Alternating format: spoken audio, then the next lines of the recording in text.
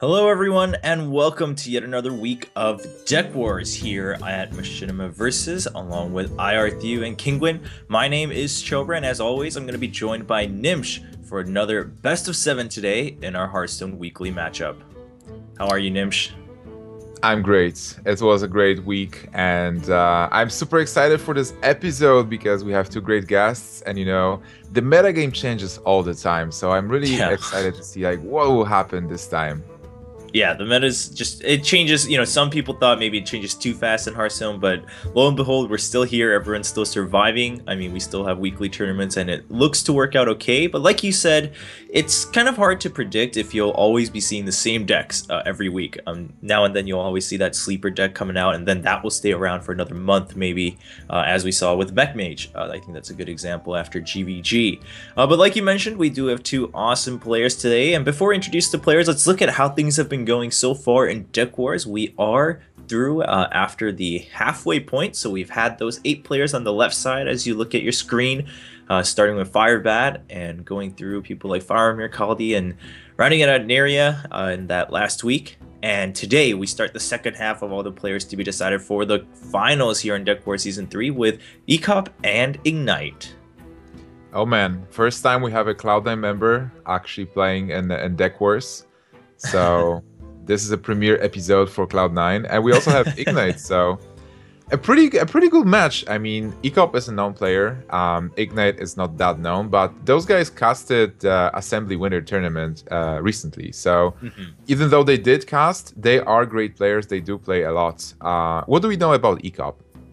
Well, I mean, Ekop, if you're watching, hopefully you know who he is, but if you don't, I mean, he's been around for a long time, and he has quite a few tournaments under his belt. I mean, quite a few first places, too. If we look, we have the Heroes of Cards 3, we have the Hearthstone League Invitational, even Take TV, but he's also done, quite well in other tournaments, especially lands like DreamHack of Valencia got second place, DreamHack Bucharest top 8 in a number of other tournaments. Ekop's been around. I mean, he's been invited on different shows. He's casted a number of tournaments in the past for Hearthstone, so he's been a name that most people who have been following Hearthstone esports knows quite a bit. Yeah, and I would say Reynard is saying that Ekop is in everything, and you can certainly have this idea as well. Yeah, and on the flip side, I mean, Ignite, like you mentioned, he's not as well known, but what do we know about him so far? So Ignite is a guy who is playing Hearthstone from the start, from the very release of the game. He was around. He tried to have his breakthrough moment. He played many online cups and won a lot of them. But unfortunately, the cups were not streamed. From the tournaments that were noticeable, Prismata Cup with a lot of pros, Ignite made it to day 2. And both Prismata Cups. So he went through many players and advanced to play that top 16 of the tournament. Then he did cast Winter Assembly, and he is from Portugal, by the way. Currently teamless, even though he has Team Liquid's chair. So that might be a kind of like a sign for Team Liquid if they are searching for a new player. This guy definitely loves the team. He was a representative for Portugal for ISF. So he went to Azerbaijan, Baku, and he was playing Portugal there, and he's been around. Yeah, that's pretty cool. It's good to see that he represented Portugal in that tournament at the global scale. And looking at the decks, I mean, we talked about how the meta shifts quite frequently in Hearthstone, but already we've seen this slow but gradual shift in Deck Wars, right? Every week. And as we jump into Game 1, we'll be able to talk more about that. In Game 1, we're seeing classes, thankfully, that we're pretty much more familiar with, though. We have the Control Warrior, and then we have that Paladin coming out from Ekop. All right, so the starting hand from Ekop is like, as a Paladin versus Warrior, you are looking for aggression, and Ekop got that. He gets Perfect Curve with Zombie Chow, Juggler, and Aldor Peacekeeper, which will mean that he will be able to apply pressure from the very beginning. You want to have, and a Pilot Destroyer pickup, that's actually great. Wow. As a Paladin, you want to apply that pressure, exhaust removal from Warrior, and then you eventually win with Master for Battle and Quartermaster when Warrior doesn't have any removal left. On the other side, for a Warrior, for Ignite, he did get a lot of removal. He got Brawl, which is huge. He got Acolyte to draw some cards, and Shield Block, Shield Slam, and Execute. So it seems like both players have very good hands and a very good start here. Yeah, I mean, both of them seeming to go for the mulligan they wanted. Ekop also keeping that BGH because you can never be too sure. I mean, obviously, part of it being that he had those other cards that he knew he wanted to start with, so it was safe to keep a BGH for those later turns to guarantee an early removal on a legendary. Here, coining Piloted Shredder just to have that. Oh, he's going for the True Silver, obviously. Yeah, he needs to like deal with Acolyte so that Acolyte doesn't jump many more multiple cards. Yeah. So that, and he also kept that Knife Juggler hidden early on because you have that aggression, as you mentioned, Nimsh, with that Zombie Chow early on. So no reason to kind of put that out there and risk it just being taken out easily by a Fiery War Axe or something else. Now, Ignite just drew that Senjin Shieldmaster, so that looks to be something he can work with here in turn 4. Yeah, this board for Ignite is really weird because if you just play Shieldmaster, it's going to die to the weapon and a token. You know that you don't are not that concerned about your health for now. This Zombie Chow represents 5 points of health. True. For you. So he might go for the card draw. It's like it really depends. Like how much do you want the weapon to disappear and Paladin take some damage. Your game plan is probably just to stall and also like develop the board with bigger minions. He mostly has removal for now, so the shield block into Shield Maiden is a good pickup. Yeah. Now Ekop safely just playing that Pilot Shredder. That way, even with the removal, you've got that Death Rattle token waiting for you, so you're still going to be able to keep the board advantage going into turn 6 and turn 7 here as we in Ekop shoes, probably expecting bigger minions to start to come out from Ignite, which we're going to see in turn 7 with Dr. Boom. What do you think about this matchup overall? Like, did you play it from any perspective, or like, what do you prefer, being a warrior or a paladin here? Well, back in the day, I haven't played too much Paladin since GVG. I've just really watched a lot of it because obviously it's been quite prominent in tournaments. But back in the day, I used to prefer Paladin just because I feel like you had more options every turn. Like Control Warrior obviously is that class you can always survive with, but your game plan's pretty straightforward when you know your matchup. But I feel like Paladin has always had a little bit more versatility from turn to turn. Of course, things have changed a little bit. Some people go a little bit just much more aggressive with Paladin these days. We're not necessarily seeing a full-on aggression here from Ekop, so that's not the case in this matchup. But especially with how the board's been playing out so far, I think Ekop's in pretty good shoes, but Ignite's not too worried either. I mean, they both have cards they've been wanting to hold on to for a while, so they're prepared for each other, and it's really just who kind of out-mind games who else. Like, someone has to take that first shot, right? You can't both wait forever. Yeah, it's like, interesting. Ekop made a Nat Pago impression, getting that. Yeah. He was happy that he got Nat Pago first. Now he got a card, so he's even more happy about that. It's interesting how he's keeping his aggression in check. Instead of just going all in and just overextending for a possible brawl, he did keep Outdoor Peacekeeper for a bigger minion. And right now he's pondering playing Sylvanas, probably going to kill this engine with a weapon. But then this turn, I like Sylvanas because you've seen this engine and you suspect that your opponent will play some big minions next turn. Fiery War Axe is not threatening the Sylvanas on board. And you are clearing on your side, so brawling this board is something you probably like. You basically want to force the brawl, because when you know that brawl was played, you can easily overextend. Like, nobody's playing double brawl. If somebody's playing double brawl, that's probably genius and really unexpected. But when you see the first brawl, you're like, all right, now I can do Master for Balakor Master. I don't care. Like, I can have the biggest board ever. Right. Yeah, especially with that muster combo coming through for Paladin post GVG, you're always looking to get rid of that removal. And like you said, Brawl pretty much the only wide removal you're looking at for Warriors. And so Ignite, yeah, with that Sylvanas is making Ignite think a little bit. Otherwise, it was an easy play with that Dr. Boom, but that's kind of, I'd say that's the one place where Dr. Boom, you're a little bit iffy. Otherwise, usually turn 7, you never have to worry about not playing it. You just play it. But any of the 3 that come out from Dr. Boom, you wouldn't want to give away with that Sylvanas when there's a Sylvanas on the enemy board. So it's always a little bit iffy. But there's not much else he can do either. Well, Sylvanas is also countering Shield Maiden nicely, because normally on 7 you just play Shield Maiden and Shield Slam, but you can't do that with Sylvanas on board. So Possibly the other play was just attack with Fireworks and Sylvanas and use and execute, and then play Shield Yeah. Maiden on empty board, like empty board with a 1/1 and a 0/4. But here it's a a very good situation for Ekop. Like he has so many tools to deal with this Dr. Boom. Like he can use BGH, he can use Aldor Peacekeeper if he wants to, and just keep the 1/7 on board. Oh, yeah, Ekop not looking too happy about losing a Snap Peggle, but it did its job for at least one turn, so I don't think you can complain too much. What do you think here, Nimsh? Do you go for the BGH or do you just go for the trade with the Sylvanas here? Or I do think you... you have to map the turns first. What Ekop is doing is probably good with just testing the bombs. Now you can go for a BGH to clear the board. But on the other hand, having Sylvanas, if you use Aldor and if there's a brawl, you are at least getting this 1/7 back.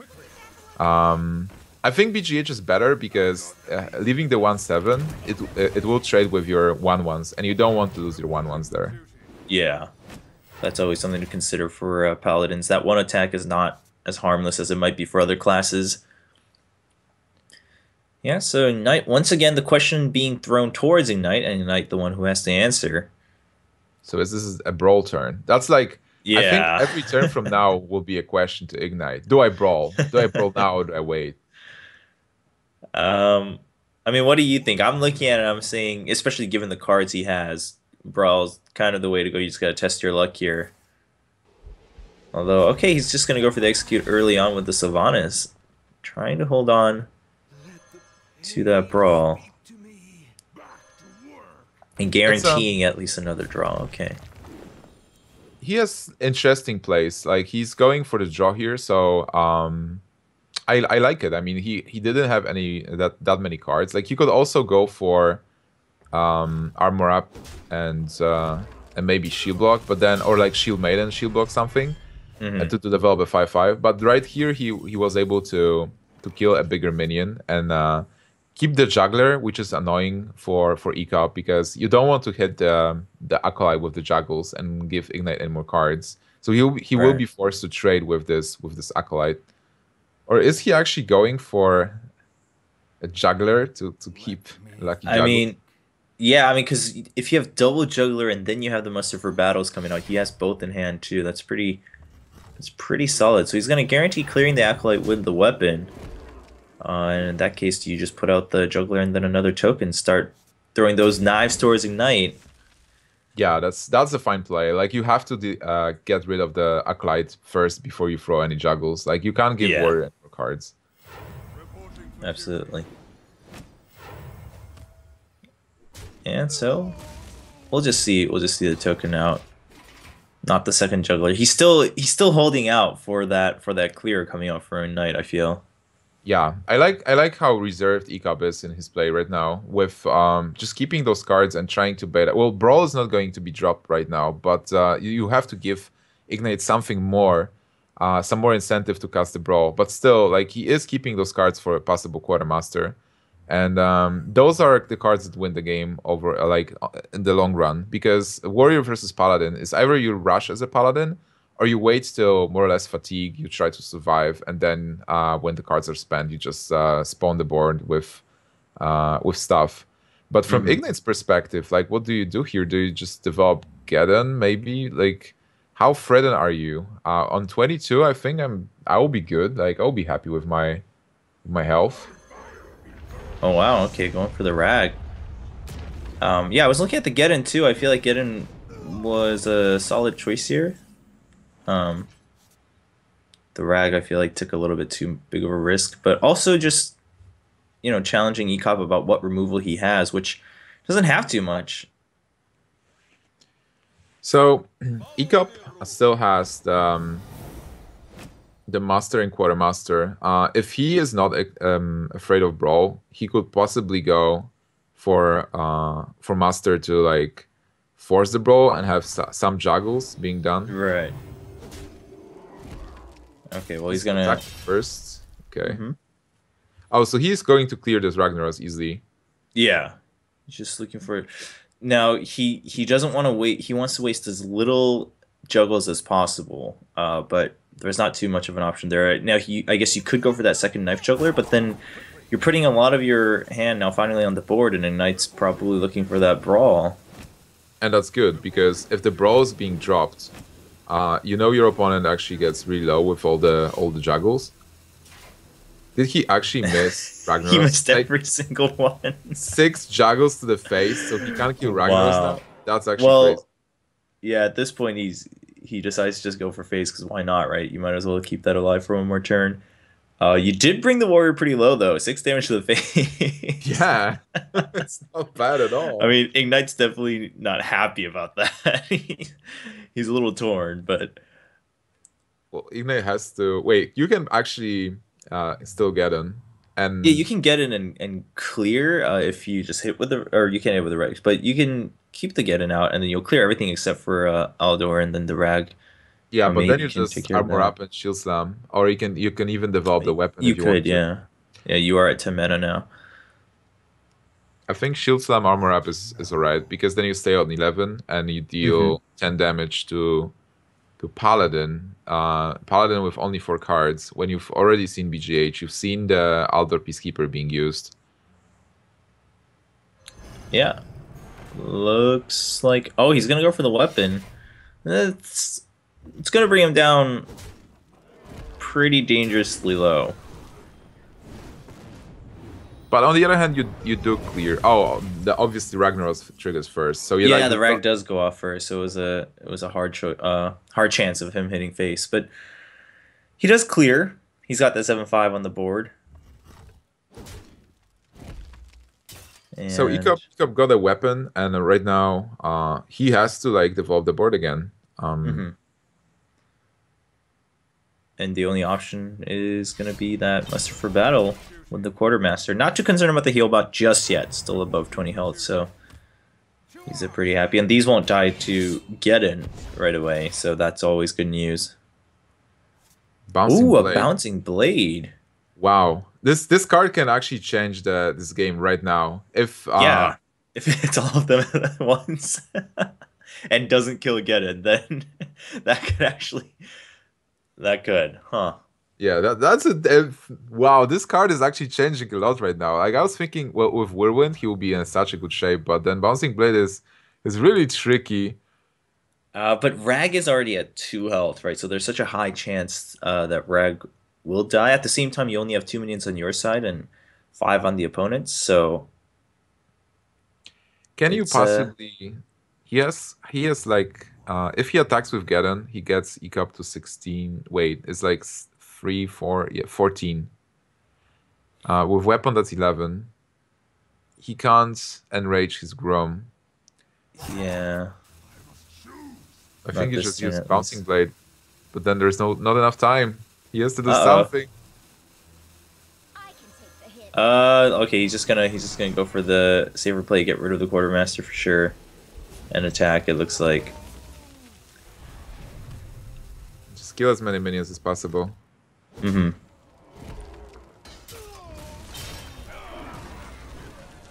Alright. So at 7, is that lethal? I think that's lethal, yeah. This, at 7 with... Oh, yeah. Just with what's on board, yeah. Because he couldn't clear with the rag. So he took the gamble with the rag instead of the bouncing blade or something like that, and eventually it doesn't work out. And that's going to be clear. I would have liked to see the gamble on the bouncing blade personally, just for the fun factor. Oh yeah, would have been pretty epic. I'm a bit sad that we haven't seen bouncing blade. Like bouncing blade could have been amazing with just dealing at least 1 damage to all of those tokens, just flying across the board. Maybe killing Geddon in the end. That would be so like. That would have been so sad if it hits all of them enough to bring them down to 2, and then it kills Geddon. And then kills Geddon as the first minion to die. Wow, that would be great. Yeah, that would have been some story to tell. But in the end, he doesn't go for it, and Ekop wins, I'd say pretty safely, just the way he played out and the cards he had from the beginning. He kept that BGH. He had, cards on curve, like you mentioned, from the very get-go. So, good 1-0 lead for Ekop. What's important is also that Ekop didn't show the specific cards he had. Like, he didn't show the Healbot. He didn't show the Coghammer as well. And yeah. We didn't discuss the classes and bans. Both players, they banned Rogue. Yes, I did want to talk about that. So while we wait for game 2, Rogue finally kind of really shining. The oil builds have been running a little bit rampant for a lot of people, and also, I mean, this is partly also we're not seeing some of the other classics that we always see, right? We're not seeing that hunter anymore. We're not seeing warrior on both sides. Ekop choosing not to bring a warrior, instead brings a priest, paladin, mage, and warlock, and rogue being Yeah. banned out. So, I mean, what do you think about the rogue ban? Well, for Ekop, it's actually pretty obvious. He brought the classes that are bad versus Rogue, so he banned Right. Rogue instead. So Priest is losing to Rogue, Paladin is bad versus Hmm. Rogue. Because his plan is to ban Rogue, he can play those classes, and those classes are pretty good versus aggro. So he is having an interesting lineup there. He didn't know what Ignite will ban, but Ignite banned Rogue as well, respecting the class, having those as you said, like Oil Rogue being the dominant one with different versions, and also like Nairia, almost swiping max, Yeah. sweeping max last episode. So here it's probably interesting to talk about the specific matchups, like who has an edge overall after the Rogue ban. There is a Druid for Ignite and no Druid for Mhm. Ekop, and Druid proved to be a class that is very flexible as well and can sweep. Yeah. Druid definitely. I mean, it that there's a reason it stays around every meta, at least at some high rank, in terms of favorability. And it looks like and that's probably the reason that Ignite's trying to save that Druid, as far last as possible, trying to get a couple other quicker wins if he can. Now going with that mage, but it looks like he's not planning his games being quick. Looking at his hand already for the mage, oh, and obviously he started with Control Warrior too. So going for some slower decks here for Ignite across the board. Yeah, it's like Contra Warrior, and now he's playing Freeze Mage. Yeah. Because it's like he's having all the freezes, Froze Novas, and Mhm. the draw. So how is the matchup Freeze Mage versus Paladin? That's the interesting question. Well, I mean, he does have, he's going to have options against the early aggression. It's going to be a little bit slower from Ekop this time around, but I would say that Ignite, and he's got the draw too, right from the get go, and we're not going to see as much aggression from Ekop. So I actually wonder if Ignite can buy himself enough time to make sure that he can just charge through at the end. It's a pretty interesting matchup, I feel, because Ekop got a good hand against this mage. Like he got Hmm. aggression with weapon and He did shielded get the me. weapon, yeah. Yeah, he's the like, because like other hand he could get is just just make a token every turn and then Ignite will just kill it. And here Ekop is able to get Ignite lower. What's important also is that Ekop has the heals just in case. So Mm. if we get to Alexstrasza turn, which is entirely possible because Ignite has the freezes, it doesn't have Alexstrasza yet. But if we get to Alexstrasza turn, Ekop might have the heals at a time. Like he might have a heal Yeah. bot, so he might escape the range of Alexstrasza. Right now it will be a race kind of like Ekop will try to get Ignite into an ice block range so that he pops the ice block and kills him before turn 9. And Ignite Right. will try to do everything to just get an ice block before turn 9, turn 9 Alexstrasza, and then unleash the fireballs and frostbolts to kill Ekop in one turn. Yep. The Loatheb coming in right now, pretty solid for Ekop. I mean, just saw the Cone of Cold, so that could potentially spell just his minions never being able to hit. But that's going to stop Ignite dead in his tracks. So he can still get the Blizzard next turn, but Loatheb's going to do the damage that he was meant to do.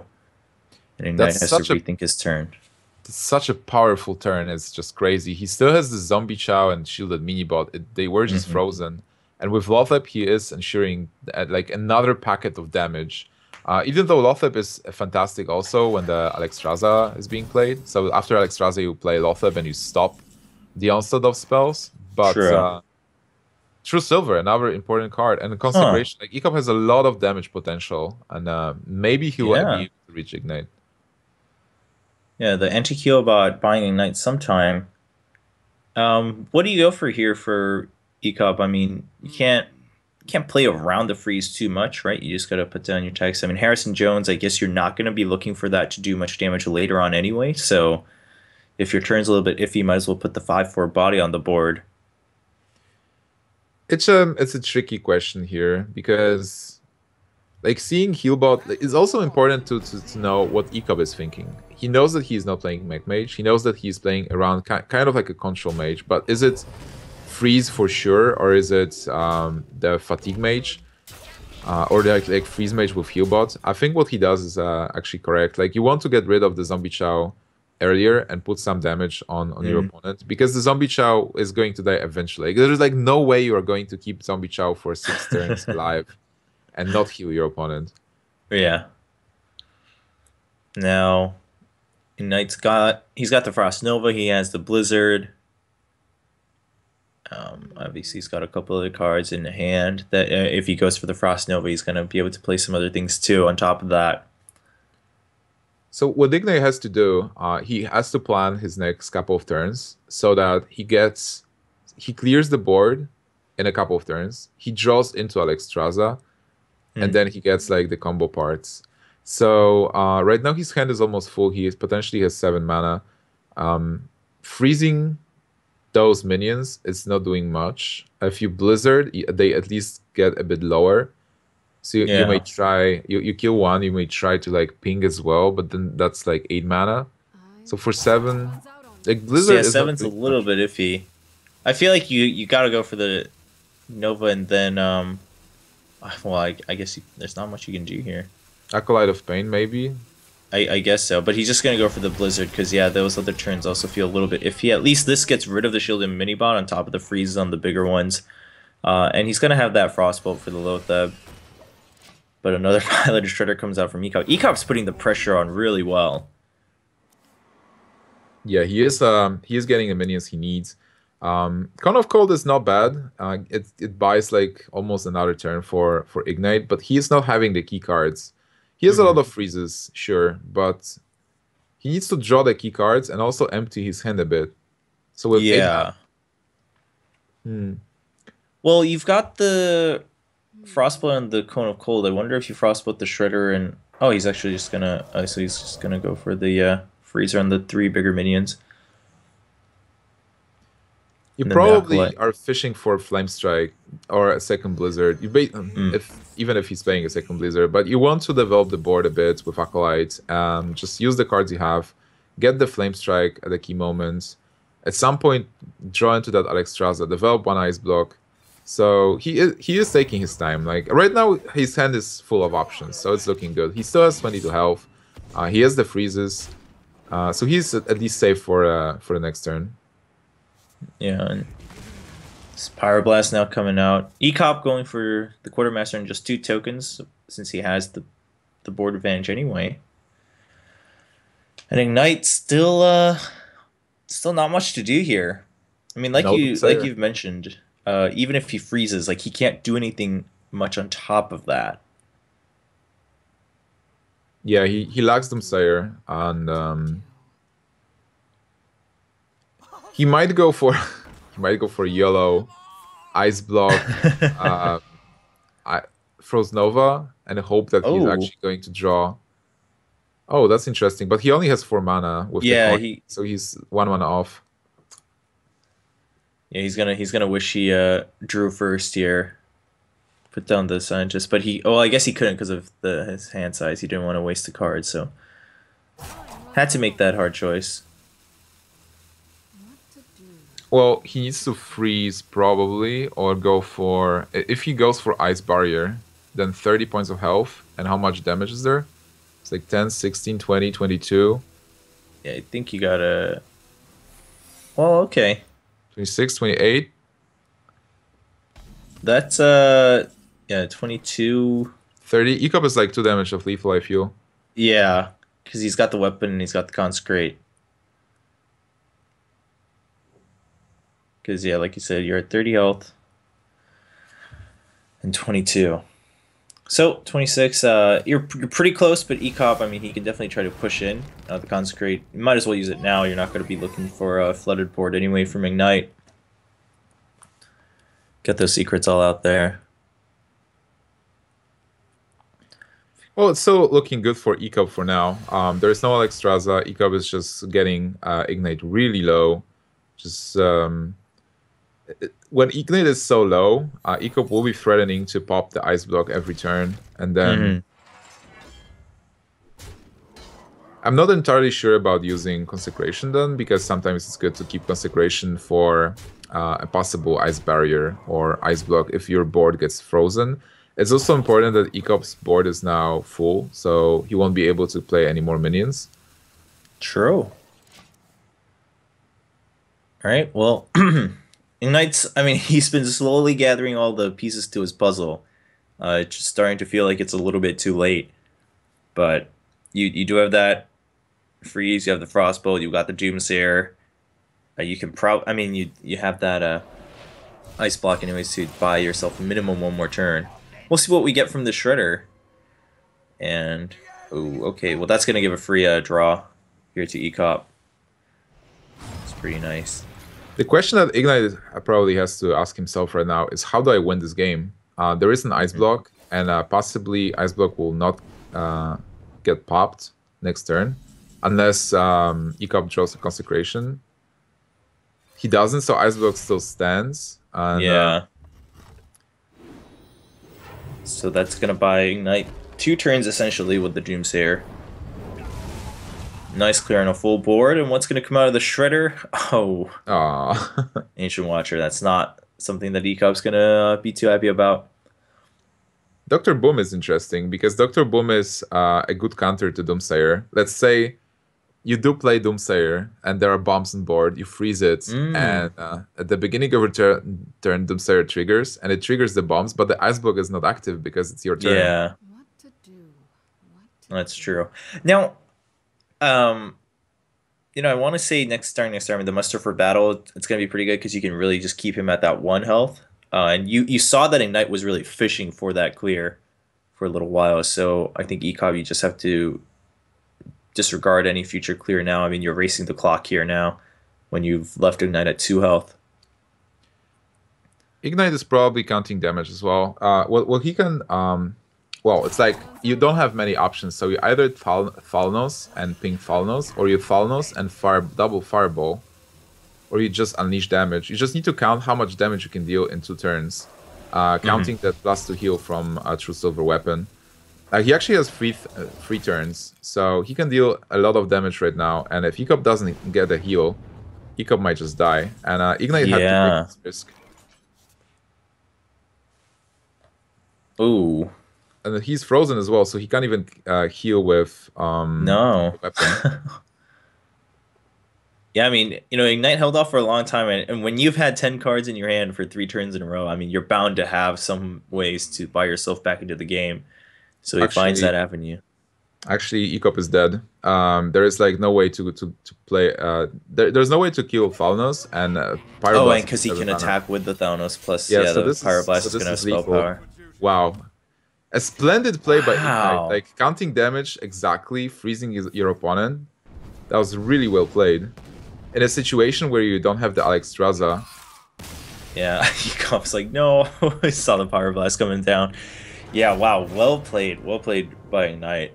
Definitely got to give it to him. And you know what looked like it was going to be pretty straightforward from the Paladin once again. I'm glad it turned out to be a little bit more interesting. But again, I mean, Ignite had 10 cards for 3-4 turns. I mean, it was just about him finding the right plays, and like you said, he stayed calm. He calculated exactly what he needed to, about 2 turns at a time, and he finds that win at the end. Yeah, he took a risk as well because, like, there was a couple of lines of play. He could ping his own Thalnos to try to get the Alexstrasza, but he took the risk to actually unleash damage. And the risk was that Ekop could have a heal, like Lay on Hands, like a staple card in every Paladin deck. Ekop, we know that Ekop was also playing a Healbot, and then Healbot into like, or Lay on Hands into Healbot or something like that. That's huge. So just counting the damage, freezing Ekop so that he can't heal with the True Silver, and knowing that you have at least 2 more turns with Ice Block, well, it worked out. So right now we have a 1-1. That's a tie, and Ekop has to take another deck. Yep, and you know, Ekop knows he's going up against that Freeze Mage now, but as is with any type of these, you know, very control-oriented decks, even if you know what you're going up against, I mean, it's really hard to just say that gives you an advantage, right? Because the game plan's going to be the same. They're going to try to buy time, and they're going to be able to unleash that huge damage at the end. So Ekop, what will he choose to go up against the Freeze Mage? Now we do have his own Mage, Priest, and Warlock left. And we don't have any confirmation on exactly what type of Warlock deck we have, nor Mage deck, actually. From what I know, because I was talking to him, the mages, probably Mech Mage and Probably Warlock. Mage, yeah. He was playing Mech Mage before, and then Warlock. I would guess it's like the kind of like Sneeds or Shredder, Kel'Thuzad, Warlock. Right on. If this mage is Mech Mage, you don't take Mech Mage against Freeze Mage. Freeze Mage has an advantage, and Right. then Warlock has a lot of heals, but I'm not sure about the matchup. Like, how do you play it? Because you might not be as Hmm. aggressive, and heals are nothing if there is Alexstrasza True. into. Well, heals are still like important if there's Alexstrasza into burst, because he plays Alexstrasza, you kill Alexstrasza, and you heal yourself to full, and then mage Mhm. doesn't have enough damage to kill you. Yeah. Turn. Well, he does go for that Warlock, and as you mentioned, right on. We already see that Sneasel Shredder there. Definitely going to get sent back. He sends back everything. Nothing he particularly wanted early on. He's going to get a Mistress of Pain and Twilight Drake early on, so And some Demon stuff to Heart. work with. Yeah, and Demon That's Heart to combo that's that. pretty good. Basically, as this deck, you do want to win in the end game. So you want to put some pressure, but then you're just waiting for the Alexstrasza, and after Alexstrasza, you kill Alexstrasza and you heal yourself up, and you just exhaust the burst that mage has. Like, you have to heal more than they deal damage, but on the other hand, you want to kill them as well. So developing some demons and some mid game is important, like Twilight Drakes, Mistress buffed with Demon Heart, perfect. Especially if you can also respond to removal like Doomsayer and be able to kill it before it clears the board. That's fantastic. Now, what do you hear about that Acolyte that just came out? Uh, there's, you do have a certain way to take care of it. Obviously, that's not the most ideal with the Hellfire there. Do you go for the Implosion, though, knowing Um, that there's going to be a lot of clear anyway? you might risk implosion, and you really hope that it deals at least like 3 damage. Yeah, you've gotta. Yep, he gets the perfect 3, so he gets the clear and only 1 draw from the Acolyte for a night. That was really important. If he would get 2 points of damage, not only it gives like 2 cards overall to ignite, but you'll get to imps only. Yeah, and you also have to hit with your Mistress, so you can't chip away a little bit. Also brings your Mistress down a little bit in health. All right, so for Ekop, the hand that he has versus Freeze Mage is decent. He was able to develop the board. He has a follow-up with Twilight Drake. He has Sneeds. He has Demon Heart. Basically, Twilight on 4 or Farseer. He can still also tap and get more cards. So he looks good for now. And Yeah. Ignite... Well, Ignite has a lot of draw still. He has Doomsayer and Cone of Cold as well. I think for Ignite it looks alright as well. Yeah, I don't think either player is too worried. Again, especially in this matchup now, both of them trying to hold out towards the end.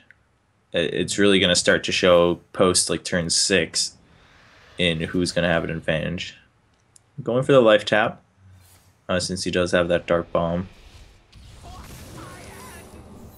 And considering we see, yeah, it's Ice Barrier, because we see the both Ice Blocks on Ignite, in Ignite's hand, rather. Basically, I think it's a very tricky matchup for Handlock, because Freeze Mage has this one strategy. You just want to prevent your opponent from killing you, and then develop Ice Block, get enough cards, Alexstrasza, win. And for Handlock, well, it's not Handlock, it's like for this kind of Warlock, Yeah. 1x Lock, or however it's called, you do have to develop some kind of a hand. And to get your hand, you have to life tap a lot. But on the other hand, you want to also get your opponent low. So it's like, you want to keep yourself healthy, keep your opponent dying, and then also get the key cards in your hand. So that's why I think it's actually tricky. Yeah, and he considers the Demon Heart, but he's going to go with the Twilight Drake and see if he can draw out some of that other removal, like the Doomsayer, and then he can save that Demon Heart for a different play later, whether it's on a minion or on the second Mistress of Pain, most likely in his deck. It only shows like how important Mistress is, because and how creative this deck is overall, because you do want to life tap as much as possible to get the cards and to let's say, contest the hand that Mage is representing, because Mage is drawing a lot, and you as a Warlock, you want to draw a lot, but then Mistress is giving you health, so you keep your health also drawing cards. It's only like it negates the drawback from life tap. It's life tap, you lose life, so basically you are easier to kill. But with Mistress on board, you're like 2 mana, drawing card every turn. It's perfect. Yep, and he's just gonna put out that ice block because he doesn't really find a different play he wants to do from his hand. And that will just sit there for a couple turns now. He caught fishing once again. Gets the Shadow Flame, not going to be the most useful card in the matchup. Yeah, he just needs to develop the board, deal damage, draw cards. That's his plan. Like right now, it's mostly about waiting. You just wait till the key turns. Try to get the damage as much damage as possible. But for Ignite, he got most of the tools. He has some freezes. He has Doomsayer, so he will be able to clear the board. He has also the burst cards. He's lacking some Ice Lances, but he has a very important Alexstrasza. So for Ignite, he's just trying to get there. If Ekop doesn't get the big heals, he has the Farseer. He's probably going to keep the Farseer for turn 9 for Alexstrasza. Yeah. But if that's the only heal he gets, well, he basically can heal 9. So let's imagine turn 9. Alexstrasza is being dropped on something similar to an empty board. Ekop is getting down to 15, and then he Siphon Souls Alexstrasza, gets back to 18, and Farseer 21 for exactly 9 mana. Well, yeah, and I was going to say right before Ekop almost put the Farseer down, but then he went for the MCT. If you're going to not get an effect anyway, might as well go for the MCT turn 7. Yeah, he's going to have to life tap. Well, there's the second Mistress of Pain. And so he goes for the Demon Heart. Yeah, he just needs to deal as much damage as possible to feel to make Ignite threatened. And also it's important that that Ekop has double Hellfire. So that's 6 damage of 6 points of direct damage there, and he won't be able to answer stuff. Here, Doomsayer, it's a good move from Ignite. He needs to be able to remove the board, but yeah, that's Siphon Soul. Has Siphon Soul, but on the other hand, Siphon Soul is supposed to be important. Oh my god, that's a very nice pickup. Because Siphon Soul is important for Alexstrasza. You don't want to use this. True. Use it. You want to heal, but then Iron Beak. Yeah, I mean he got the Iron Beak out now, so might as well just silence it and move on. And if you're gonna do that, might as well draw first, right? And see what you're gonna do, because there's not too much else to play following that owl right now in your hand for Ekop. So life tap. Drake. Wow. Yeah, it's like you negate the board clear, and you also develop the board further. Oh, interesting. He's going to play the Farseer. Is he thinking about healing the Twilight Drake to keep it alive from a possible Fireball? Maybe, or the Mistress. Oh, Mistress. Yeah, Mistress has 6 health as well. Okay. I mean, that again shows the value of the Mistress, even with the threat of Alexstrasza. Now with the board there and lethal, well, disregarding Ice Block, lethal looming over Ignite's head. What do you do here? I mean, do you just put faith in the Ice Block and go for that Alexstrasza? Because there's not much else you can do after that. Yeah, you might be forced to pull the trigger, but then you can't really play Alexstrasza here with Mistress on board, because if you play Alexstrasza, then it didn't do anything. It's just 8/8 on board, and Ekop goes to full. So you have to clear, but you can't. Well, you have Blizzard, so you can set up a clear for the Mistress the next turn, right? Although you'd have to use a Fireball on it. But I think Blizzard's the way, because Frost Nova without the Doomsayer is just, you're kind of just wasting a turn. And then you have that Ice Barrier too. Yeah, this Mistress is the MVP of this game. It like fully negated the effect of Alexstrasza. Yeah, so Ignite's setting up for that burn against the Mistress. But yeah, Kel'Thuzad was in hand for Ekop, and I think that's a pretty straightforward play for him here. You can see that he's he's vying for the clear against the Mistress. Well, if Mistress dies, then Mistress will return as a 1/4 without the buff. But still, that's True. always something that heals. Yeah, Ignite's not gonna be too happy to see that. You know, Yeah, I'm Ekop gonna is in a say very good. that. Go ahead. Ekop is in a very good position here, and for Ignite, he got Antonidas. That might be important, but then you do want to clear that Mistress. You don't want to leave her on the board. He might think about Antonidas Froze Nova, but what does it achieve? Like, he is getting fireballs. He will be able to cast 2 fireballs next turn to maybe True. clear some stuff, but it might not be enough. Like, on the other hand, seeing Antonidas, he might think, okay, I can now fireball the big Mistress. I can. Kel'Thuzad proves to be annoying, really. Yeah. Normally, you would ping Farseer and kill Mistress, but then you know that Farseer is going back to be like a free. Still, it's very interesting for Ignite because normally you do want to deal damage to opposing hero after Alexstrasza, but right now Ignite's focus is shifted to the board. Like, he has to clear before he can realize his own win condition. Yeah. Oh, looks like he's gonna, just start farming those fireballs with the Frost Nova here. As ironic as that sounds. Yeah, so he's gonna buy himself another turn, but like you said, I mean, where do these fireballs go next turn? Because do you hit the Mistress and then kill the Zod and kill him with a Uh, Frostbolt? You can also think about going for face with fireballs. If the Antonidas survives, you can go Frostbolt into Mistress to stop the heals from the board, and then start dealing damage to the To the opponent. face and just okay. Yeah, and try to aim for the kill. Now, if you're Ekop, do you clear this Antonidas? I think you don't want to give your opponent any more fireballs. Like, you are aware that you have a lot of heal, and you will be able to out-heal the standard amount of damage that Mage is offering. But if Mage has access to... he already got 1 fireball, 1 extra fireball. If he gets 3 more fireballs or 4 more fireballs, you might be in trouble overall. Yeah.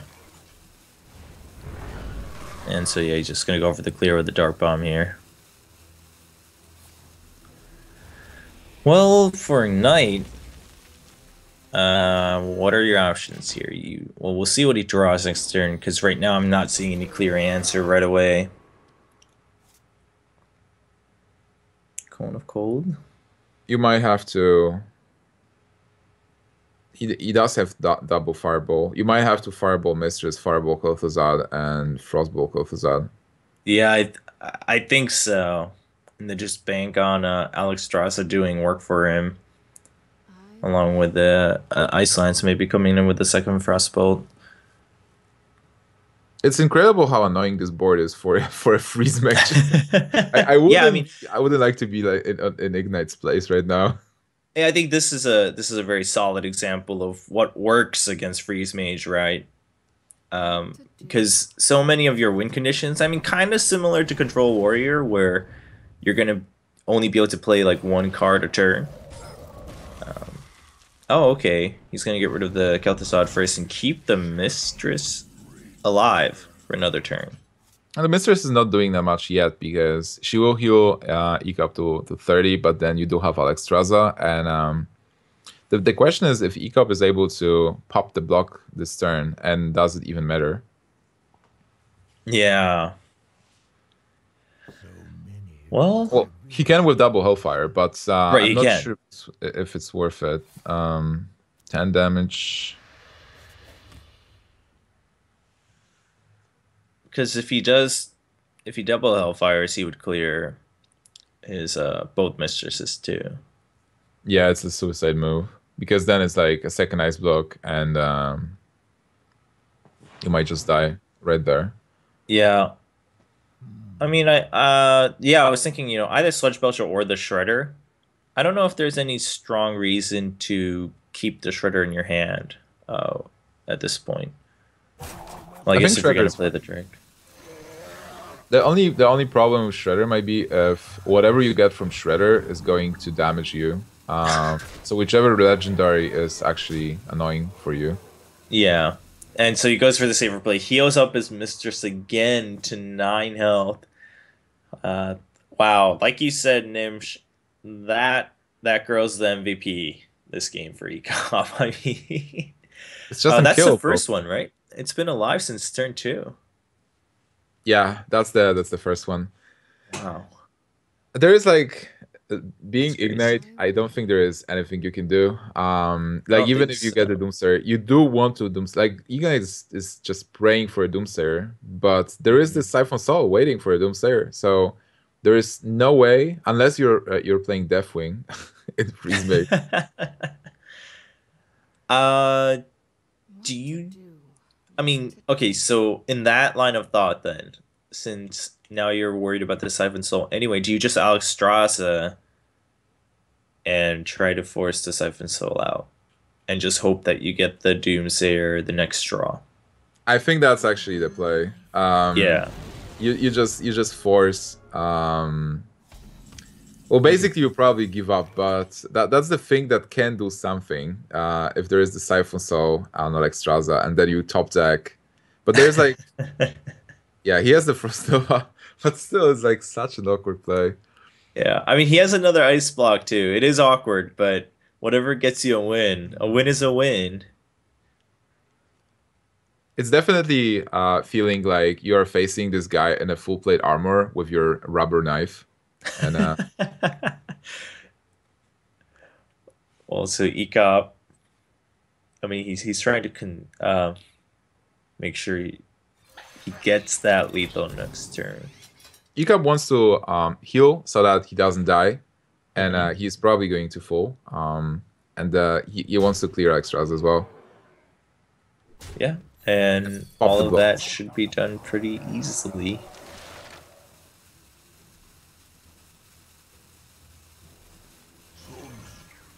Wow, the Belcher too. Well, so he kept the Siphon Soul too, so now there's really no hope for Ignite. Yeah, Eh, after yeah, there's the Flame Strike. there is a flame strike, but this is definitely too late.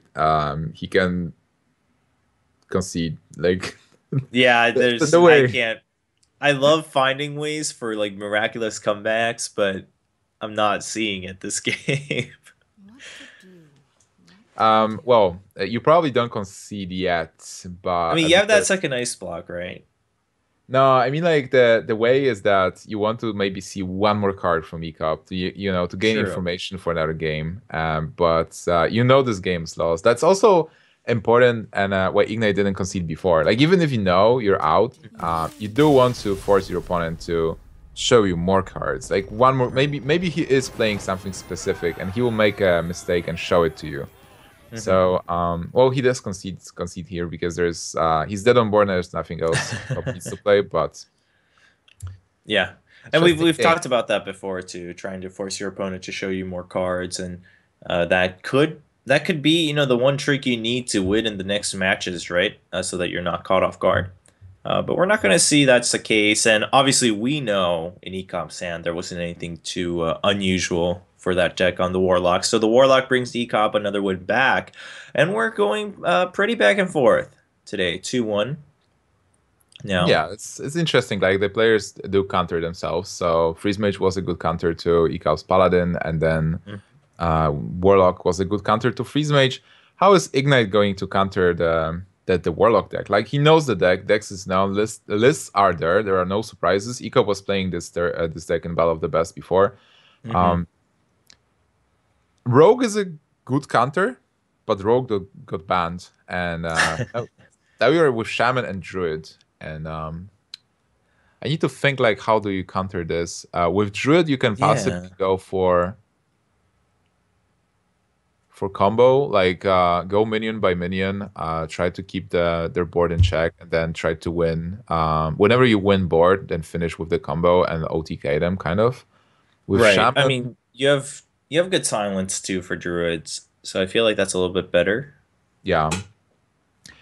As a shaman, you have a lot of tools depending on which shaman you're playing. If you're playing mech shaman, you are in trouble because mech shaman is running air shocks, hexes, and lightning storms. But if you're playing a standard shaman, or maybe even better, a burst shaman, then you will have the air shocks, hexes, and you can easily deal. Oh my Oh, god, wow. that hand! Well, as you said, easily deal with things Yeah, in Twilight Drake general. is just going to disappear for 1 mana. Yeah, that's pretty good. Yeah, so as you mentioned, if this is the type, then obviously you kind of show up the druid too with that removal and the specialized cards, the tech cards here for shaman, and the zombie chow mirror coming out on turn one. I think this will be interesting. Ekop could draw into, he's going to have that draw power with the life tab, so he could draw into something that gives him a little bit of an edge over the Earth Shocks. We'll see, though. I'm definitely excited to see Shaman back. Shaman is a class that people are not playing that much anymore, and Mm-hmm. it's not that popular on ladder. And if it is, people play the mech Shaman. The regular Shaman somehow fall back. And recently, I've seen a comment that both Rogue and Shaman are underrated in the tournament format. So I'm definitely looking forward to seeing how good is the Shaman and how can deal against this type of deck. Yeah. Right now, the hand looks pretty good. And Ignite taking his time on turn two to pan out. How does he want to go through this? Oh, a nice taunt. There were many options, right? Like he could coin the Feral Spirit, but then on turn 3 he would be overloaded for 2 and wouldn't be able to do anything. Yeah. Air Shock, probably not. Like you've seen those Twilight Drakes, you know that you Mhm. want to keep Air Shocks for Twilight Drakes. Yeah, you're And, gonna need to find other ways to deal with the mistress.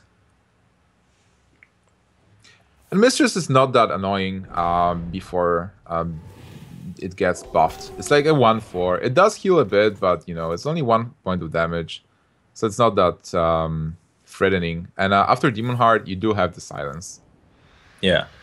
I mean, I think the biggest thing it does early on is it basically makes life tap cost only 1 health. Here a smart play from Ekop, seeing Feral Spirit. He knows that this is not the Mech Shaman and seeing the Zombie Chow, so he's not taking a risk of YOLOing Twilight Drake. He just goes for the tap, gets more cards, and is able to deal with half a wolf. Now he might. It's always a question like, do you force Twilight Drake early or do you just keep Twilight Drake and try to force Air Shocks from your opponent before you play it and just use it at the end game? For Ignite, his hand is panning out to be pretty good with like boom, Azure Drake on 5. He's a weapon as well in those Air Shocks. Mm-hmm.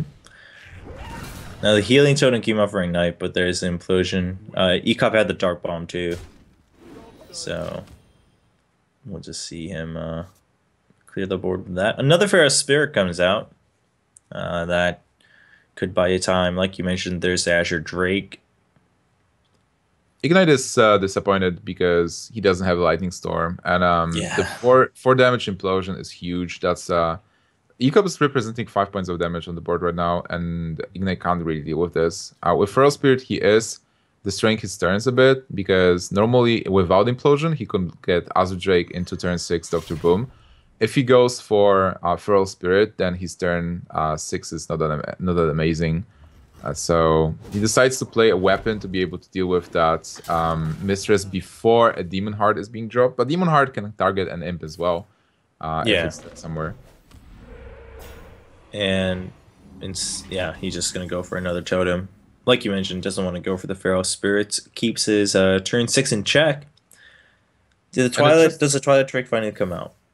An interesting thing for Ignite for turn 6 is that if he gets coin Doctor Boom, then the Power Mace will buff one of the bombs, making it a 3/3.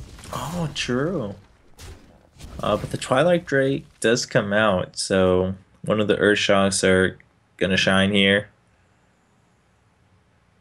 Yeah, it He's does gonna change draw the turn for Ignite, because you have to Air Shock this Twilight Drake, and Mm-hmm. while doing it, you won't be able to go for Boom buff, and this means that you're probably not also just keeping your weapon without attacking because the buff on the bomb is important, and that will be your way to come back to this game. Right now, Yeah. you're a bit behind, I feel. Yeah, I agree. Even now, the implosion imps, they could just easily trade with the Drake. I mean, the mortal coil's there too. With the dark bomb, Ekop has some options once the turn comes over to his side. Looks like Knight's considering, you know, possibly coining or just thinking out his future turns. Ooh, I think, oh, that's actually huge. I think Ignite was thinking yeah. about attacking one of the imps, Uh and huh. he was trying to figure out what is the chance that Ekop can deal 1 damage with a card in his hand, and figured out that he has probably a lot of ways to deal the damage. Yeah. And he's gonna life tap again, and the mistress comes out. The demon heart's ready to go. I mean, you've got 4 imps too, so unless we see a lightning storm, something can potentially get demon hearted. Yeah, I think like this is the Doctor Boom turn, and basically you develop Doctor Boom. You hope that he won't be able to deal with that. You hope the bombs are going to work. And you might even go with the Zombie Chow just to have coin Zombie Chow just to have a bit more presence. Hmm. It's not ideal, but on the other hand, you know that you're not playing against a rush deck. It's all about Yeah. the board. Whoever gets the board by the end of the day is going to win. Yep. And there's a 3/3 bomb now. Ekop. I mean, he's got 2 Siphon Souls. He's got that Demon Heart. So we have ways to deal with this. He has to ask himself a question: why would I keep Siphon Soul? Like, what is the possible Siphon Soul target? He taps to get a BGH, but he doesn't get a BGH here. Mm-hmm. And if there are no other interesting Siphon Soul targets, you can probably go with this. And another target, you do have double Siphon Soul as well. That's helping to make a decision there. Yeah. Oh, but looks like he's just gonna go for the Demon Heart. Okay.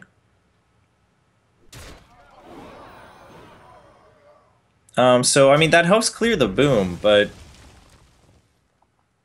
you know I feel like there's such a big risk. One of the boom bots will clear it easily. Oh. Okay, well, the 3/3 will have to trade if it wants to get rid of the Mistress, which it probably will.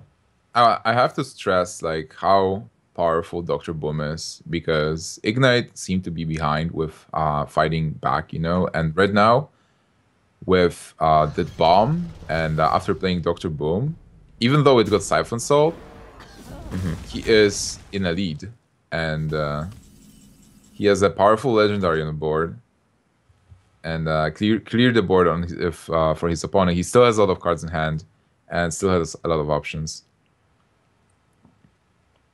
All right. Is it a Sylvanas turn? Well, for Ekop is awkward because if you Siphon Soul Sneeds, then there is a chance that Sneeds is going to bring an 8/8 or something even bigger than a 5/7.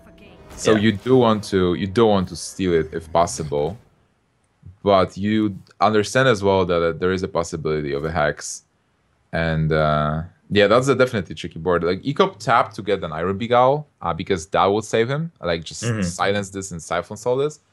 But again, he didn't get it. And Ignite also going for a draw here. Gonna be Hex 100 probably. deeper. It's He's playing one. right. That would have been the solid choice, but not gonna find that. Well, He will be forced to air shock to Sylvanas, and now the only question is how do you go about your turn here? You can possibly air shock on Lightning Storm because you do clear the board and just start putting pressure. yeah, I guess so. Well, that's gonna let the Twilight Drake rest a little easy in Ekop's hand. But in the end, the Sylvanas still dies without doing too much, other than drawing out some removal. The problem that Eco will be facing for now is that Shaman has the board, and whenever Shaman has the board, Shaman is really dangerous. All the Yeah. Flaming Tolens, they work, and also Shaman can possibly have some burst. Ekop doesn't have a AoE. Well, he has Hellfire, but he doesn't have the Shadow Flame. Yeah. Siphon Soul, the Drake? You I mean, I really guess if don't you're want. getting a 7 soul something, that's gonna be the one, but Question is also, can you tap? Because if you tap and get Iron Beak, you're set. You siphon all the Sneeds. What else can Ekop get here that's important? You lost Sylvanas, so that's pretty sad for you. You know that the Sneeds, yeah. if you don't get Iron Beak, the Sneeds might be trouble. You know, the Sneaks is sitting as that big threat for Ignite, and like you said, Shaman, they can get pretty out of control once they finally get bored. It takes them a little time sometimes, but I mean, with the totems and then the multitude of other cards, you can start playing late game. Okay, Sledge Belcher instead to buy himself one more turn. Ekop also has like a lot of cards that are passive. So if Ignite continues to maintain the board pressure and maintains initiative, then Ekop won't be able to play Sneeds and Kel'Thuzad because there is a risk of him just dying to aggression. Right. So right now Ignite is in a situation where he definitely wants to clear the Belcher, and because he knows that Kel'Thuzad is there somewhere. It was annoying last turn. He might not be that concerned about Twilight Drake as it is. And but on the other hand, he has to think about Shadow Flame. So it's like, how much can you overextend? Well, he's just starting to flood the board here, and he's got those 2 Death Rattles now. So Ekop throwing the gauntlet down maybe with his own Shredder. Yeah, I think like if Ekop shows the Shredder instead of Shadow Flame, it will be a sign to Ignite that Shadow Flame is not there. And Ekop just trying to fight for the board. Crackle might be a very important card to finish the game. Not yet though. Ignite has what, 10 plus Crackle? That will be around possibly 15 points of damage. So he's getting pretty close. We do see the anti-heal bot, and again, both Siphon Souls in hand for Ekop, but he hasn't found an opportunity to use them, and I don't think he's going to find anytime soon in the future. Also, what do you Ignite do is here? facing... Well, like, right now, Ignite is facing the same problem that Ekop is facing, and the problem is Sneeds. So, like, facing Sneeds without any specific answer, but Ignite does have the BGH, and there's a lot of 8/8 or like bigger than 7 attack legendary cards. So if you possibly clear opposing Sneeds, you do have a way, maybe, to clear whatever legendary your opponent gets. I mean, you can do it with the Flame Tongue. Yeah. I mean, I think maybe it's worth it just because you cover the threatens. I mean, you're both kind of gambling, but like you said, you have that BGH. Okay, he's gonna try to buy one more value out of that Shredder, since he got the taunt totem anyway. Somebody has to pull the trigger at some point. Yeah, Whoa. I think it might be Ekop, since he has the 5 damage Shredder on board, and he has the Siphon Soul too, with 6 mana. All right. Oh my god, he got... is it Fugan or Stalag? Fugan, yeah. Fugan's the one that's 4/7. Imagine Ekop getting Stalag from his... It's possible. It's possible. Ignite's the one who has to be worried about that. That'd be pretty bad, actually. Yeah, and then Thaddeus making an appearance in a constructed metagame from both Sneeds. Well, eventually, Ekop gets to keep his Shredder. So yeah, I think I would have liked to see Ignite go for the gamble earlier. Either way, the Siphon Souls were waiting on Ekop's side. Well, right now he probably has to go for the Sneeds and see what it is, and hopes that it's something with 7 attack that he can remove easily with the BGH. What is a possible legendary card that will be difficult for Ignite to deal with? Kel'Thuzad is probably the worst. Oh my god! He actually got it! Ignite can't believe this. We are going to see Thaddeus. There is no silence. He can't BGH this. Look at Ignite's face. What are Oh the my odds? gosh. What are the odds What of are the odds of that? somebody please do some math because I don't know what is happening. Oh my, that's just We are fantastic. Okay, he's gonna Thaddeus. go for the crackle. Okay. Oh my god. Oh Thaddeus my is here. god. And the PG. Yeah, Ekop's a little sad. He was so happy about that is. Wow. Wow. Well, that Okay. was exciting. I'm speechless. I'm stunned. Well, now You that we get got that out of the way, ignite the one with the board again. But man, Ekop looked like he might have had the game of his life there. yeah, just killing Thaddeus was a bit anticlimactic, but Yeah, ignite with the crackle. I mean, but he had to, right? Because we have that Kel'Thuzad, and Ignite knows that's being played. So if he let that live, I mean, that thing was gonna go places. I just need to find my find myself because I'm still living in the world of I fantasy. yeah, I can't believe that happened in our game today. But hey, it has to happen sometime. It had to have happened sometime. All right, We've so seen all the clips of other stuff. yeah, yeah, definitely we need a highlight on that. So right now the situation is that Shadowflame was used and the board was cleared.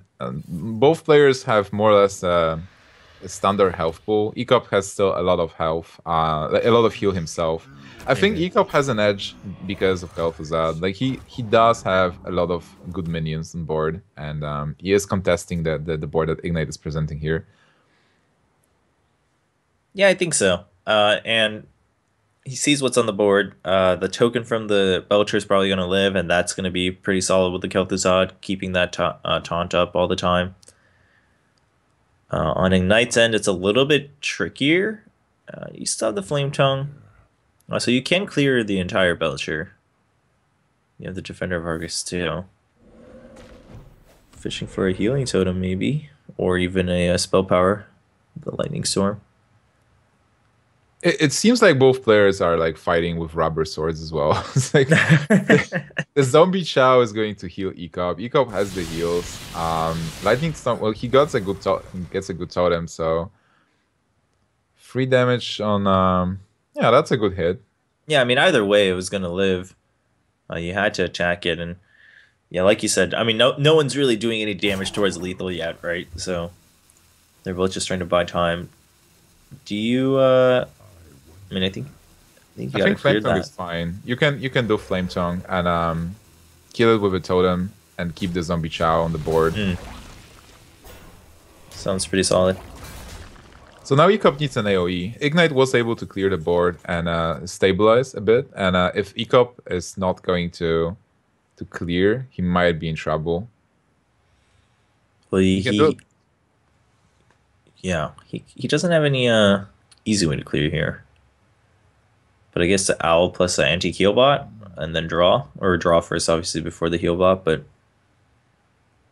If you silence the totem, you know that Zombie Chow is not dealing that much damage, and then Zombie Chow is going to heal you at some point. So if he develops Kel'Thuzad here, it's like he is looking at 5 points of damage only from Shaman for now. So Shaman shouldn't be able to deal that much damage unless there's like Doomhammer and double Rock Biter, or maybe Rock Biter Alak here and stuff like that. So with Kel'Thuzad, you do position yourself in a good way. Yeah, well, Ignite draws that second Crackle, and he has spell power on board, so... So 5, 7, and Crackle for, let's say, 7, that's 14 tops. So no way near lethal yet. He can pull the trigger and go, but he can also think about clearing Kel'Thuzad. Like, Ignite really has the game right now. I think you gotta go for the Kel'Thuzad this time, just because if you don't get the lethal now, the Zombie Chow is still there. That's another 5 heal, and you gotta assume the other heals are still waiting from Ekop's hand, which we see are true, and it does 5 damage, so he's gonna have to... That's too bad for Ignite. Yeah. He can Defender, and then use the Zombie Chow and keep the Flame Tongue as a 1/4 taunt. It's unfortunate, but I think that's probably the way to go here. especially with the owl there. The zombie chair is going to die anyway. So you might as well use it to trade with the Kel'Thuzad. Yeah, it's correct, definitely. But then you do pray that there is no AoE coming from Ekop. Which there isn't yet. Not yet. He does have that Mortal Coil, though. He should still have like one more Shadow Flame and maybe one more Hellfire. He used one Hellfire for sure. Did he use double Hellfire? Oh man, I'm starting to think back, and I know I'm getting confused with the previous game. I wasn't actually keeping track of those. I mean, the whole Fugue and Stalag thing kind of threw everyone off. But he's gonna just go for the Jiraxis straight up. Although It's a very interesting 20 health. It's very interesting because then the heal bots are not that good anymore. Yeah, I was thinking that. I mean, he has both in hand, but I guess he thought just throwing the heal bots out there was really, again, fighting with rubber swords, right? Just kind of buying time without a purpose. This way, at least, he can threaten damage and lethal towards Ignite. Well, if he doesn't get an AoE, he will be in trouble for sure because Ignite is going to, I think, go YOLO. And Ekop doesn't have the Taunt Givers in this deck. Like, there is no Defender of Argus, no Stun-Free Protector. Ignite might even actually keep the Feral Spirit just in case. Like, if there is a Shadow Flame in Ekop's hand, Ekop has 5 cards, right? So it does look like you do the Giant and Shadow Flame. Oh, the last card is Hellfire. Okay. Oh, yeah. Okay, so he's out of cards. He's got to watch out for that fatigue damage, too. Yeah, I mean, I guess knowing that he was out of cards, he knew he had to start pressuring the damage and throwing the anti-heal bots without the Jiraxis out. I guess they would just get traded, and he knew there wasn't a way for him to win. But I don't think there's a way for him to win now either. Well, he can clear with the Seven Soul and the Hellfire. He can clear with Hellfire. He probably has to clear here. But do you really Hellfire? Like, you can go with Siphon Soul. Wait, you first Mind Control tech, see what you get. Right. You have the Mind Control tech, too. Siphon Soul does 6/5 if it survives. Yeah. And then kill one of the free frees. Yeah, because if you clear it now, the Mind Control tech loses a lot of its value too. Yeah, and you will still have the Hellfire for something else. So you Mind Control first, see what you get. If you get something 6/5, great. If you get a free or 2 free, fantastic. And then if you don't, you do Siphon Soul the 6/5 not to die, and you kill with attack like one of the free frees or 2 frees. Yep. So what is he going to get? And he gets the Fire Elemental Ignite. Looked like he was about to just walk out from his chair. Wow. That's huge. Wow. He basically flips the situation here. Wow, yeah, because that gave him mana to use the anti-heal bot too, and that way he can draw or summon rather that Infernal. There is a Hex coming out, but oh man. I gotta say, it would be so much different if this would be like a spell damage totem. Yeah. Well. Yeah. Well, I mean, what does Ignite do? Being Ignite, you know that all the cards are in Ekop's hand at least, and you know that Ekop is going to take fatigue damage. So you probably can expect, like, if you know the deck, you can more or less map what's left. Like, you know, probably there's a Hellfire, maybe Shadow Flame. Siphon Soul was used, like one was used, and you've seen one heal bot. So you probably can map more or less what's there. So what you do here is you do Hex one of the big guys for sure, and you do develop Feral Spirit, and you just go YOLO and hope that there's not enough heal, and you do draw into something like Flame Tongue Totem to push enough damage to win the game. Yeah, you're really just racing against your next draw here. That coin sitting lonely in Ignite's hand. Did he attack with Defender of Argus, by the way? Yeah, I think he did. Looking at it, yeah, he did. Looking at the feed on the left. Attack face, right? Like, yeah, right before the Feral Spirit. So he's basically rushing, or racing rather. And Ekop, yeah, he has to play that heal bot because taking more fatigue damage is getting a little bit scary. Draws another Infernal. Just puts the BGH down. I mean, it's a race to the finish now for both sides. Well, Ignite is full health, and Sylvanas, an interesting card. The question is, does Ekop have lethal next turn? He has 12, 9, 21. I think so, yeah. He has lethal next turn, and that should be it. He has Wow, lethal in this multiple game. ways this turn. Wow. I mean, Ekop definitely got the better end of the deal throughout the game. I mean, with the Shredders and that mind control tech at the end. But at the same time, you got to give credit to him for holding off on some of those cards for this long. The Siphon Souls, he kept in his hand for a very long time. Spamming mistakes, just BMing his opponent. Those guys are friends, but Ekop has his style as well. Well played. He's just going through all of his emotes. Ignite just looked too happy about that. Oh, Jarax is sorry. Oh wow, Ekop taking a lead, 3-2. Well, extending his lead 3-1 against Ignite, but Ignite is not out yet. He still has his one last deck, which is Druid. Is Druid, yeah, and we talked about it. The Druid, the versatility of Druid, the potential to come back, maybe go for a reverse sweep here. But it's looking a little tough, and this really speaks to the power of the deck that Dark Wanix created with the Warlock. I mean, there's a reason he pioneers a lot of these decks. And this one, it really takes a new spin on what Warlock can do. I mean, in the past, it was always just Giant Handlock and Zoo. That was kind of the go-to for everyone. But now we're seeing the other possibilities that Warlock has in their arsenal. I definitely need to play this deck a bit more, and I recommend it to the viewers to try it. It's a very valid tournament choice, as you can see, and Ekop is having a lot of success with the deck. It is a good counter, and it is a deck you probably don't ban, because you do want to ban Rogue, Mage, or other decks. So here it works for Ekop, and we'll see if this deck is going to carry him for something like close to sweep, or is Ignite going to come back? And I've seen many 4-0s with Druid. Like we've seen Firebat winning the World Championship with Druid as a 4-0. Yeah. We've seen Tiddler Celestial 4-0 Gara and WCA. So that's a fantastic deck to play, and definitely. It also depends which version Ignite is playing, because he can play double combo. He can play a more of a taunt approach, and combo is probably better versus this Warlock. You want to be fast. Yeah. Well, hopefully he brought that, right? Because the deck's already been submitted. So we'll see what Ignite has as we go into the last game, or potentially the last game, excuse me. Don't want to write the future up for Ignite just yet. But Ekop is up 3-1. So Ekop, I mean, even if he loses this, although it's Druid, he's going to be pretty happy. And hey, look at that. Stalag in hand for Ignite. Fugan and Stalag.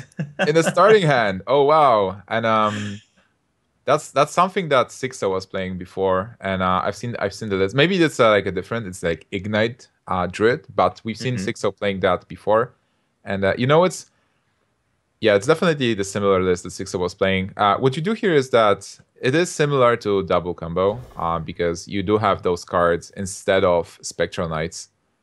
They're like more or less the same thing. Like you play a tough 5-drop, and you have a possibility of getting Thaddeus if both of those guys are cleared. So, what can you say about Ignite's starting hand? Like, do you like this hand as a Druid? Well, I gotta say it's not bad. He has the signs, and he has the Innervate and the coin.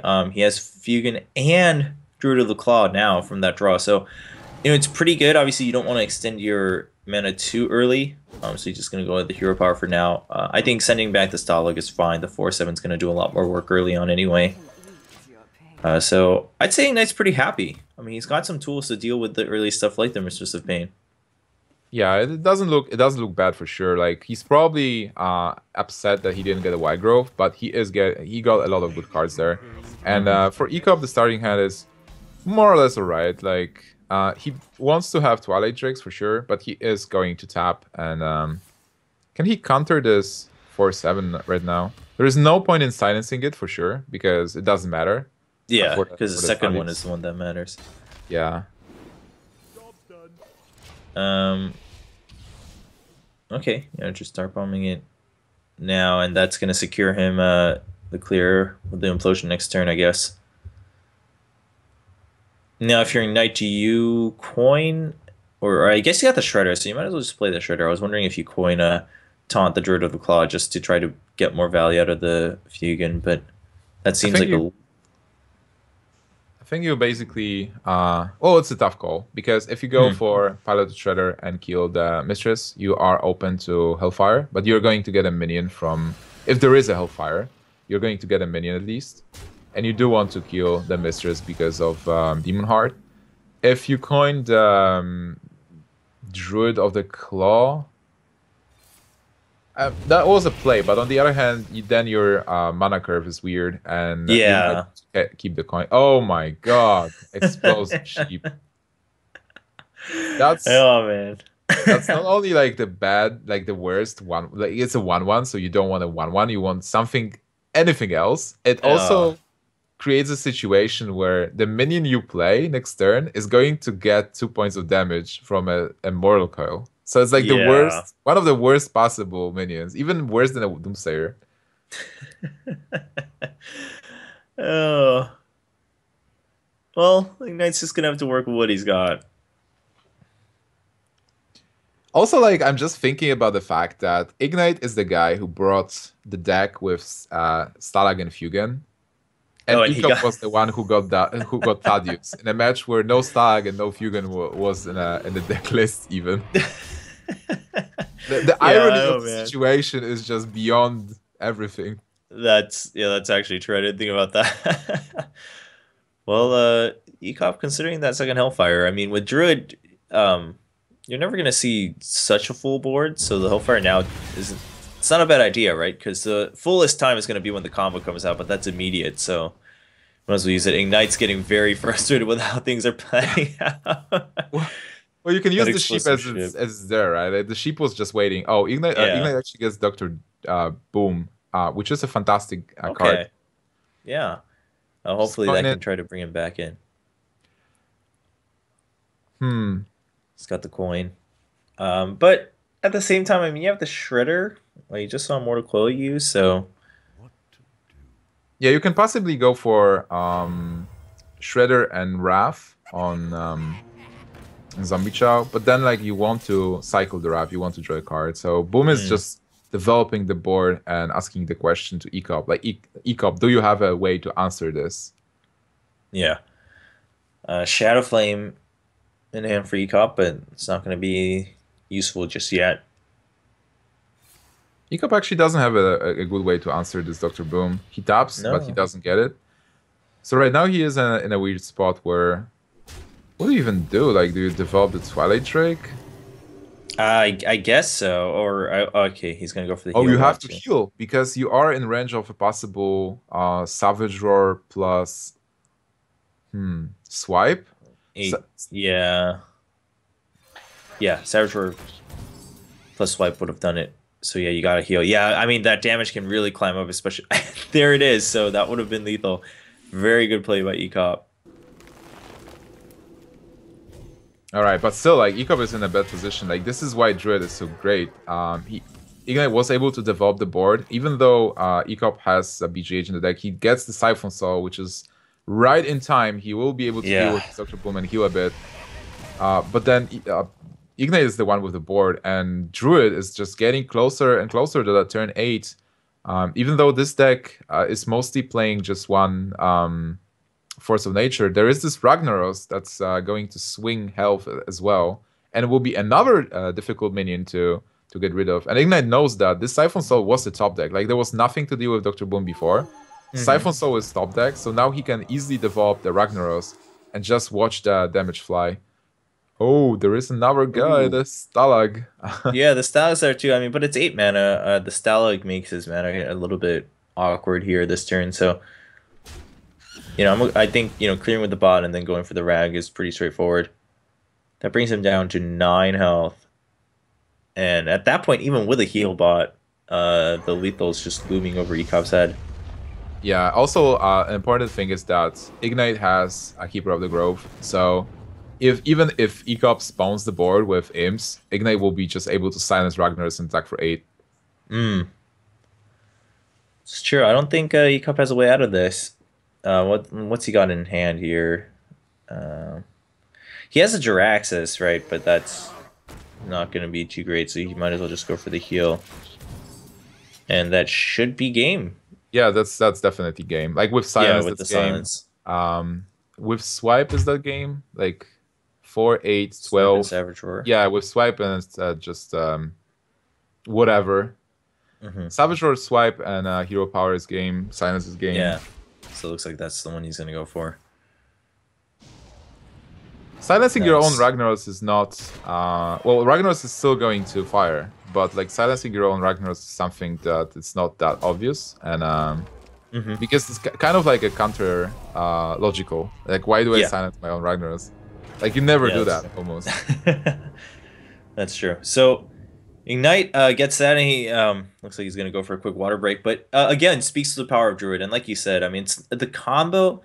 And we talked about this last week on turn 2, right? The combo is not only scary because of the combo itself, it's just how many other ways it can be used. I mean, Savage Roar can be used to provide that lethal with those big minions like Dr. Boom. Then we have things like the Force of Nature that could be used for clear and the combo. So there's just so many threats here for Druids. And we'll see if he can pull it through. I mean, Ignite starts to climb back in 2 to 3 now, still in favor of Ekop. And Ekop has, what do we have? We have a Priest and a Mage. Yeah, Priest and Uh, Mage versus Druid. If this is Mech Mage, then Ekop is favored with Mech Mage, so he yeah, can just jump into Mech Mage. But also, Priest versus Druid, I think Druid is favored because you have more 4 attack minions. But always, it yeah. is, yeah, but still, it is an interesting matchup, and Ekop can go into that. Like, he can go into Priest and try to win with a Priest, not even using his Mage, because he knows he will have the comfort of playing. So, like, let's say you go with Mage. If you lose with Mech Mage versus this kind of Druid, you're like, oh my god, like I'm losing. I'm having a bad matchup now, Priest versus Druid. But if you Mhm. go with Priest first, you're like, okay, I play this, I have a chance to win, and you're still in a good shape mentally because you know that okay, if even if I lose, I do still have a good matchup with my Mech Mage. So Mhm. personally, I like taking the like a 50-50 maybe before I take the absolute counter, and I have Huh. nothing against getting the counter for the last. But Okay. he might just go with Mech Mage. I wouldn't blame him. Just it is a good counter. Yeah, well, we'll find out. I like the logic there for both sides. As Ignite has returned to his seat, so we'll see what we find ourselves into here in the next match as we go into game number 6 in this best of 7. Ekop, he does have to worry a little bit, so he's gonna bring out the Mage, trying to just finish it off right here, now and then, and we'll see if it can work out for him. And looks like it's going to be that Mech Mage. On the flip side, we're seeing a couple other cards we didn't see last game from Ignite. The Shade there, and the Harrison Jones. A good mulligan for Ekop because getting double mirror entity in your opening hand and Mm-hmm. mulliganing them away, you ensure that you're not getting a mirror entity back. The game works in a way that you never get the same card. You can get like the copy of the card, like the second one if you run 2 copies, but you are never getting the same exactly same exact card. So with double Right. mirror entity in the opening, you know that you're not getting that. And for Ignite, it's wow. He gets wild growths. He basically has the ways to deal with Mech Mage. Like what Druid needs to do, because it's a very tough matchup for Druid. Like what Mech Mage Mm-hmm. does, it does snowball Yeah. with Cogmaster into max, dealing damage, freezing. Won't be able to use the hero power, then playing minions bigger than Druid has removal, and in the end, like snowballing and killing you with fireballs. This is how Mech Mage wins this matchup. But if you're Ignite, you need the cards as a Druid to counter the minions, to counter the board. And with Wild Growth, you are ensuring the mana, that you will have enough mana to be able to play those expensive cards to be able to counter them. And with Keeper and Wrath, you have the removal. Like he could get stuck in Fugan and like Yeah. Ragnaros in no panic hand, and then he's just dead. Like no way. But he's definitely gonna have some more options here. The Shade's gonna start building up too. Going for the Spider Tank before the Tinkertown for Ekop. Ekop Just also wants got to the keep Blast some Mage, more which is things. very important as a Mech Mage. Mm-hmm. He did curve out really well. Cogmaster into Chugger, into Spider Tank, into Blast Mage. is a great start, and you deal a lot of damage. Even like if Ignite decides not to attack, there is a slight chance that the Shade of Skramus is going to just die to Blast Mage without ever attacking. Oh, that's true. Yeah, and I like that the Spider Tank came out there because of that specific reason. Instead of going for the spare part and 4 attack, just guaranteeing another mech going to be there for the Blast Mage on turn 4 should be pretty good for Ekop. So Knight, things are a little bit iffy. But okay, he's going to put another minion on board, which is going to potentially help with the Blast Mage here. Oh, and he's just going to attack and clear the Snow Chugger with that I shade. think attack is correct. Like you want to start clearing as fast as possible, and you want to put Mage in a position where he has to ping. Like it's really important for Mage to ping. Now the Blast Mage will decide the game. He hits everything. He hits everything. I've seen Blast Mages miss like all the minions and just go for face. I mean, earlier we saw the Knife Jugglers go all for phase 2, so it can definitely happen, but he's going to get the perfect clear there. Thankfully, only 1 health left on those minions, so it's a relatively easier. What do you do here for Ignite? I mean, do you... You have basically 2 choices. You can keep her the 3/2 and or develop the Shredder. But then with Shredder, you like remembering Explosive Sheep.